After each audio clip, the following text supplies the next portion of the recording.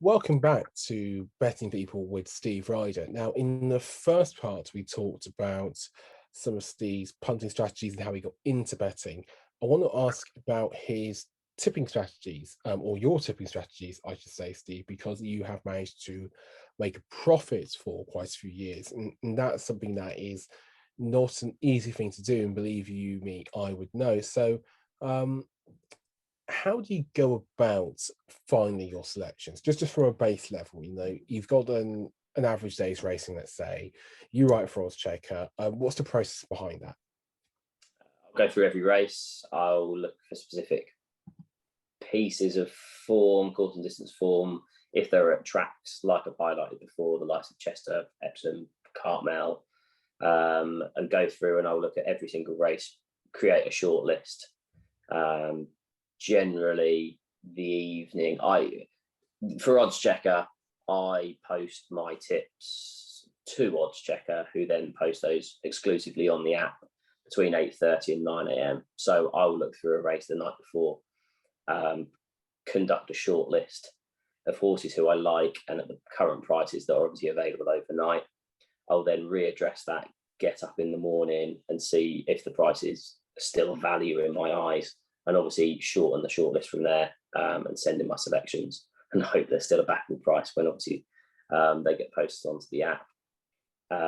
It was a little bit different back in the day. So I used to tip for Betting Tips for You. I started with them in July 2017. I was with them for nearly 4 years. That was a little bit easier. I used to post it to their website, so I could basically make my selections and post those straight away with the prices that were available. So I'd sometimes do that the night before, I'd sometimes do that on the day. That was really, really good for me learning around tipping. So in the nearly 4 years I was with them, I was nearly 250 points up at the end, which I'm really quite proud of. And doing that kind of opened loads of avenues for me. So I never believed, let's say 4 years ago when I was just putting selections in on Twitter, got picked up by Betting Tips for You, I never believed that I'd be writing for Oddschecker one day. But that's opened loads of avenues from doing that. So if you are watching this thinking, oh, I've just been putting my selections on Twitter, like, it does happen. Companies like Oddschecker will pick you up to, obviously, if you're good enough and you believe in yourself, you will do that. From that, it's opened other avenues. I did some work with a YouTube channel. It's quite funny. We debated the chances of Monkfish and Envoy Allen for the Novice Chase at the Punchestown Festival. Got over 3,500 views. That was fantastic. Until RYDER beat them both.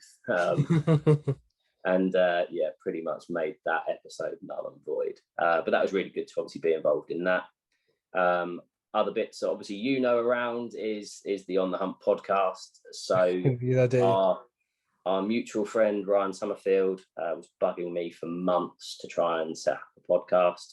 I in the end agreed to do this under the assumption that I would take control of it, organise it, host it. And yeah, that's been really successful, to be fair. It's really grown over the years. We got sponsorship by BetBright early on. We had Rich Ritchie on, we had Asheen Murphy on for specials on there as well. And we consistently get over 1,000 listens a week.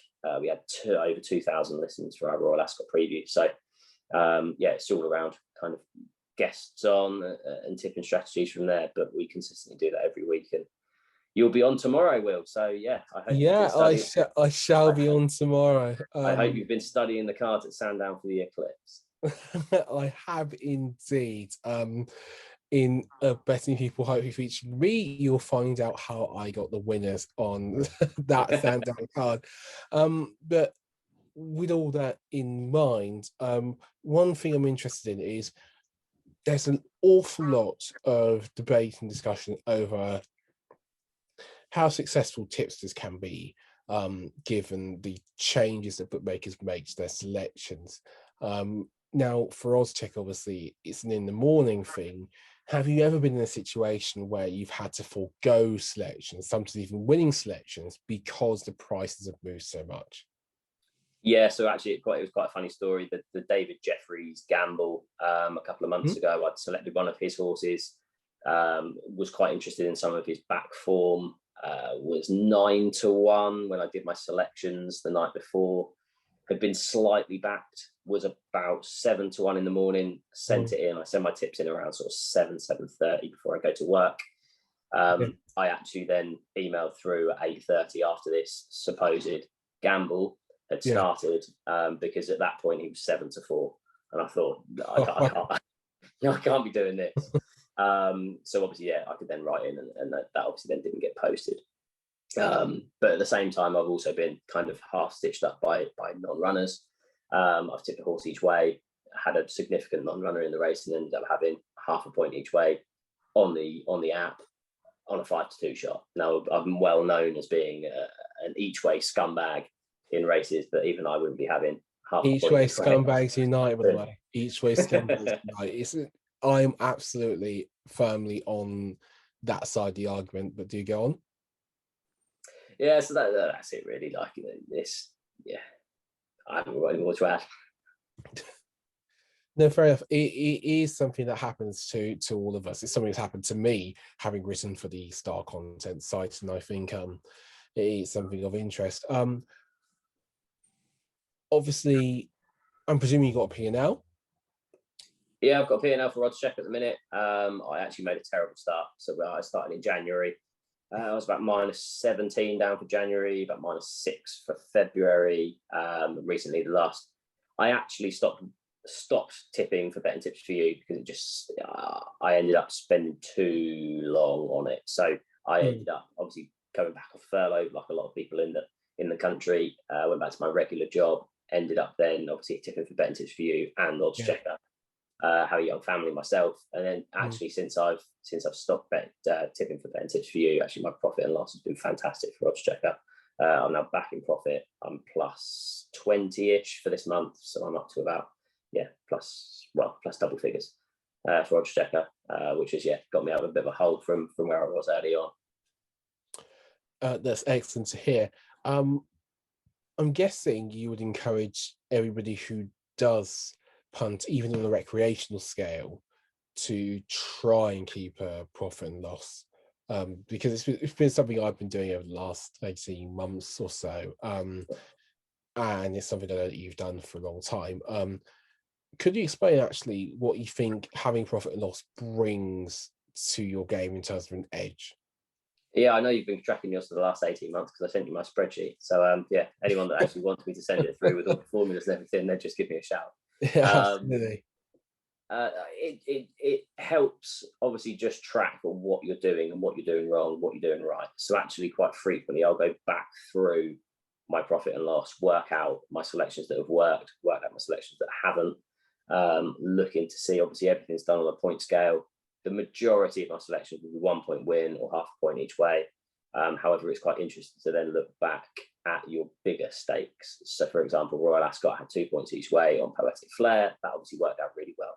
And it's then going back through to seeing if those confident selections do reward you long term, or whether you should just keep at the same stake throughout. At the same time, it is then knowing if you're on a good run of form. So as I have been this month, had a long thought about upping my stakes every day as I am in form. However, that can quickly change. So today, for example, I've tipped 3 horses and I'm 5 points down. So it's just kind of keeping confidence in what you know you're good at. So I went for a bad 3 months at the start of the Oddschecker era, I suppose, in my career, and it was just having the confidence to not do anything different. I could have easily done something different, started chasing losses, started putting up short price favourites, started increasing my stakes to try and chase, but I didn't. I just kept doing exactly what I've been doing for the last nearly 10 years. And it's turned, and it is just having that confidence to just keep doing what you're doing, because eventually you know that it will come right.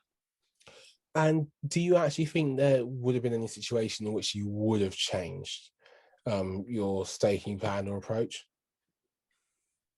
Yeah, if it had carried on, I'd have had to have a good luck. Everything changes, doesn't it? Horse racing is like every sport. Things change. Like we said around novice races, replacing the majority of maidens. Like the calendar changes.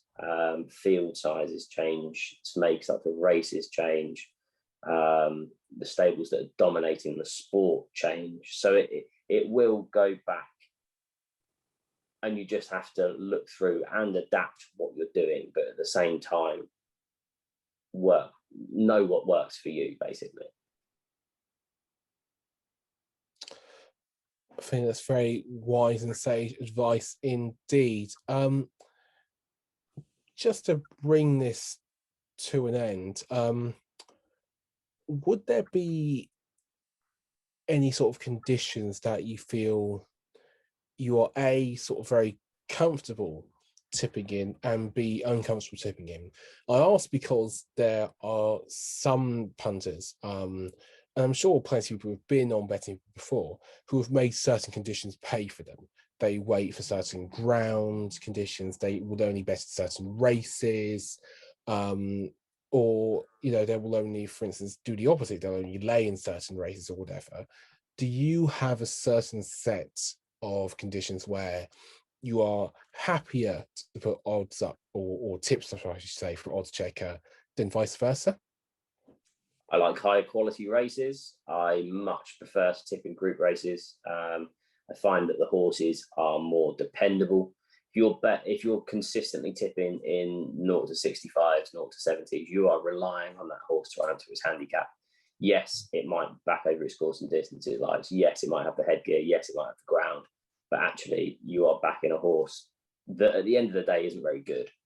And they might not run up to that level. If you're betting in group races, you're betting in the group ones, they are very, very good horses. And it sounds very basic to say, but you are betting on the elite horses in our sport. And 9 times out of 10, they're going to run to the form. So I generally, for example, Royal Ascot, I didn't have a single bet in any of the 2-year-old races. I just find it too difficult. So Coventry, Queen Mary, really we had the conversation, didn't we? You put up 3 horses in the Queen Mary. I did put up 3 horses in the Queen Mary on the star side, and to this day, it's interesting because beforehand they were all 3 horses side, absolutely loved on debut, and in the immediate aftermath, especially as it had, I must admit, well, anybody who read the site would know I'd had quite a bad week at Russ at this point. But in the aftermath, you have that sort of huge pang of regret. So no, that's a very interesting way to go on, and it's naturally understandable point of view. So do carry on with that.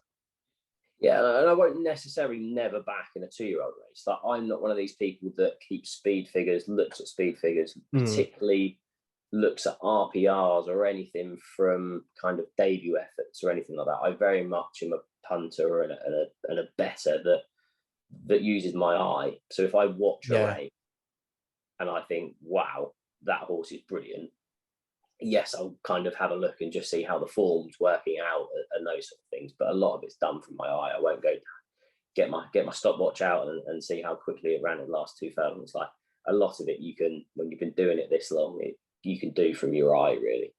I'm not saying that I won't bet it on 2-year-old races. I definitely will. But I just find those ones early season at Royal Ascot are really difficult for me. And that probably is going back to what we said around keeping a P&L. If I've gone back through my profit and loss and had a look back at those, and you kind of just go, well, why am I still doing it? Like, yes, I'm making a loss on it. Let's just stop doing that. And I've kind of learned that over the last few years. I've done the same in sellers. I don't bet on sellers. I don't bet in claimers. I just haven't made it profitable. So there's some people that are brilliant at it, absolutely brilliant. I'm not one of them.